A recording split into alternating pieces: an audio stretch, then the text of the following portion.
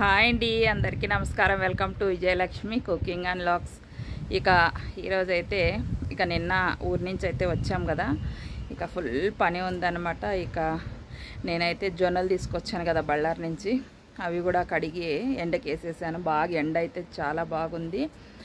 బట్టలు కూడా వాషింగ్ మిషన్కి వేసేసాను. బట్టలు కూడా అన్నీ ఆరబెట్టేసాను అన్నమాట. చూడండి ఒకసారి, చూడండి జొన్నలు అయితే బాగా ఒక 5-6 సార్లు బాగా కడిగి ఆరేసేసాను అనమాట. ఎందుకంటే ఈ స్టోర్ జొన్నలు కదా, కొంచెం దుమ్ము ఎక్కువ ఉంటాయి కాబట్టి బాగా కడిగి ఆరేస్తే మనకి కడిగినప్పుడు జొన్నలు బాగా వైట్ కూడా వస్తాయండి. రొట్టెలు కూడా బాగా వస్తాయన్నమాట వైట్గా. బట్టలు కూడా పిండేసేసాను. కొన్ని పండుమిర్చి ఉంటే అవి కూడా ఎండకి పెట్టేసాము. మిద్ది మీద అయితే ఇలా లాస్ట్లో అయితే రొంత బాగా చల్లగా ఉంది. ఇక్కడైతే ఇలా నిల్చుకున్నాను అన్నమాట. అలాగే వీడియో కూడా తీసాను. చూడండి ఎండ అయితే చాలా బాగుంది. ఈ నీలగిరి చెట్లు ఉన్నాయి కదా, గాలి అయితే చాలా బాగుంది అన్నమాట. అందుకని ఇక్కడ నిల్చుకున్నాను. ఓవరాల్ అయితే మా పక్కింటి వాళ్ళు అని చెప్తున్నాను కదా, జొన్నలు కడిగేటప్పుడు అలా కొన్ని జొన్నలు వీటిలో కూడా వేసాను అన్నమాట. అవి సొరుగు జొన్నలు అని వస్తాయి కదా, అవి అయితే వేసాను. తిన్నా ఇంతసేపు బాగా తిన్నా. ఇవి సోప్ చెట్టు అయితే ఉంది, చూపిస్తాను చూడండి ఒకసారి ఎలా ఉందో. చూడండి సోప్ చెట్టు అనమాట.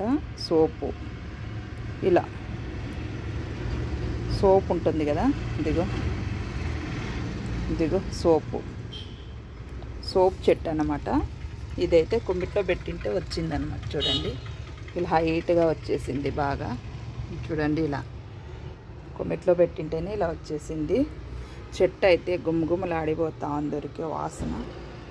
చూడండి ఇలా కొమ్మిట్లో కొన్ని చెట్లు అయితే ఇలా పెట్టేసామన్నమాట. ఇదైతే మల్లెపూ చెట్టు. వంటలు అయితే చేస్తూ ఉన్నాను. ఇక్కడ వచ్చేసి మా వారికి ఇష్టం అనమాట రవ కేసరి, అందుకనే నేను రవ కేసరి అయితే చేస్తూ ఉన్నాను. మా వారి బర్త్డే అనమాట, 31వ తారీఖు కోసం వారి కోసం ఇష్టమైన రవ కేసరి అయితే చేస్తూ ఉన్నాను. ముందుగా గోడంబి, ద్రాక్ష ఇవన్నీ వేయించి పక్కకు తీసుకున్న తర్వాత అదే నెయ్యిలోనే రవ్వని బాగా వేయించి, నేనైతే 1 కప్పు రవ్వ వేసాను కదా, 3 కప్పులు నీళ్ళు అయితే వేసేసాను అనమాట. పర్ఫెక్ట్ కొలతలు సరిగ్గా మనకి రవ కేసరి చాలా బాగా వస్తుందన్నమాట. కొంచెం అలా ఫుడ్ కలర్ వేసేసి ఒకసారి బాగా కలిపేసుకోవాలి. రవ్వ బాగా మగ్గిన తర్వాత మనము స్వీట్ ఎక్కువ తినే వాళ్ళైతే కాస్త తక్కువ వేసుకోండి కప్పుకి. మా ఇంట్లోనైతే బాగానే తింటామన్నమాట స్వీట్ అందరూ. అలా అందుకనే నేను 1 కప్పు అయితే వేసేసాను చక్కెర, అలాగే 2 ఇలాచి, అలాగే ముందుగా వేయించుకున్న గోడంబి, ద్రాక్ష ఇవి కూడా వేసేసి ఒకసారి బాగా కలిపేసుకున్నాను. సింపుల్గా అయిపోతుంది రవ కేసరి. తినడానికి కూడా చాలా అంటే చాలా బాగుంటుంది టేస్ట్ అయితే ఇలా చేసుకుంటే. కాస్త అలా మగ్గిన తర్వాత చూడండి మనకైతే రవ కేసరి రెడీ అయిపోయింది. అలాగే మా వారు బజ్జీలు అయితే చేయమన్నారనమాట.